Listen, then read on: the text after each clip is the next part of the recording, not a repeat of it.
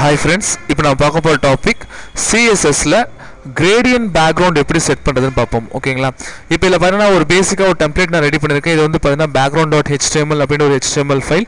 அதே மாதிரி அதுக்கு வந்து பாத்தீங்க அப்படினா background.css அப்படிங்கற ஒரு CSS ஃபைல் நான் கொடுத்திருக்கேன்.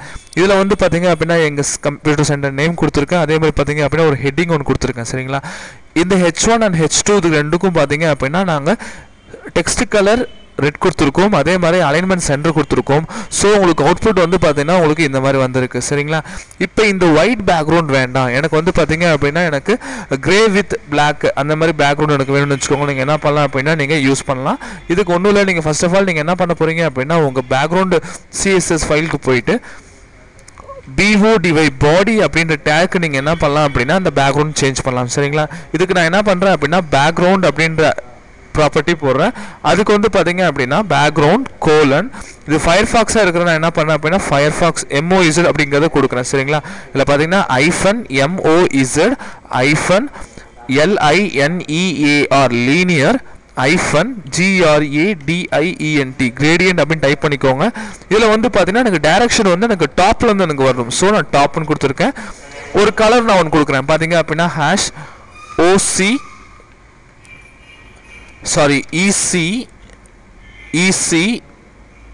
EC இந்த மாதிரி ஒரு கலர் கொடுத்திருக்கேன். சரிங்களா?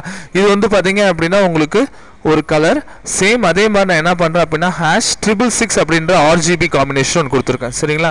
இத நான் என்ன பண்றேன் சேவ் பண்றேன்.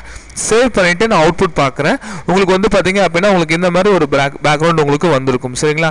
இதுல நான் என்ன பண்ண போறேன் அப்படினா ரிப்பீட் ஆகும். இது அப்புறம் ரிப்பீட் ஆயிருக்க பாத்தீங்களா? இது ரிப்பீட் ஆக கூடாது. எனக்கு பேக்ரவுண்ட் அட்டாச்மென்ட் வந்து எனக்கு ஃபிக்ஸ்டா இருக்கணும். அப்ப நீங்க என்ன பண்ணலாம் அப்படினா நீங்க அதுக்கு ஒரு கோடிங் எழுதலாம். பாத்தீங்க அப்படினா பேக்ரவுண்ட் -repeat known போடுங்க. no -repeat அப்படிங்கறது கொடுங்க. அதே மாதிரி என்ன பண்றீங்க அப்படினா பேக்ரவுண்ட் -attachment ஓகேங்களா? ATTACHMENT attachment பாத்தீங்க அப்படினா fixed அப்படினு கொடுத்துக்கோங்க. FIXED fixed இது கொடுத்தீங்க அப்படினா உங்களுக்கு ஆட்டோமேட்டிக்கா உங்களுக்கு பேக்ரவுண்ட் பிக்சர் வந்து ஒரு கிரேடியன்ட் கலர்ல வந்துரும். சரிங்களா? இது லைட் கிரே மாதிரி இருக்கு, கீழ வந்து ফুল கிரே இருக்கு. இந்த மாதிரி நீங்க என்ன பண்ணலாம் அப்படினா உங்களுக்கு எத்தனை கலர்ஸ் வேணுமோ அதுக்கு ஏத்த மாதிரி நீங்க பேக்ரவுண்ட்ஸ் கொடுத்துக்கலாம். சரிங்களா?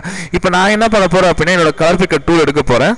இப்போ இதல பாருங்க நான் என்ன பண்ண போறேன் அப்படினா ஒரு நல்ல கலர் ஒன்னு சூஸ் பண்ணேன். ரெண்டு கலர்ஸ் நான் சூஸ் பண்ணி அதுக்கு ஏத்த மாதிரி பேக்ரவுண்ட் செட் பண்ண போறேன். பாத்தீங்க அப்படினா எனக்கு இந்த கலர் எனக்கு வரணும். சோ என்ன பண்றேன் ஓகே கொடுக்கிறேன். ஜஸ்ட் கலரை மட்டும் காப்பி பண்றேன்.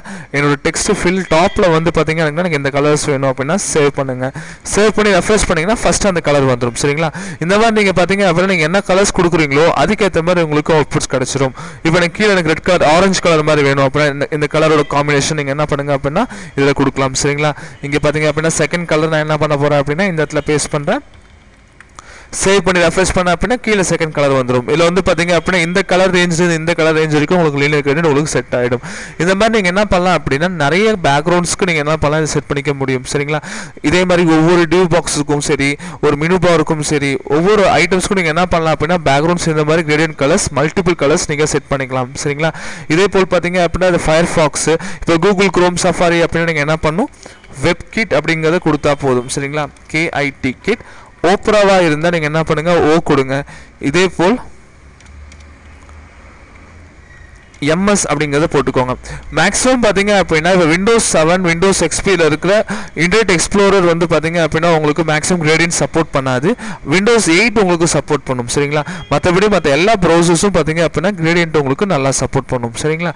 இன்னும் அட்வான்ஸ் வீடியோஸ் பத்தி தெரிஞ்சுக்க நீங்க என்ன பண்ணலாம் அப்படினா எங்க வீடியோ சேனலை சப்ஸ்கிரைப் பண்ணுங்க. ஓகேங்களா? Thank you.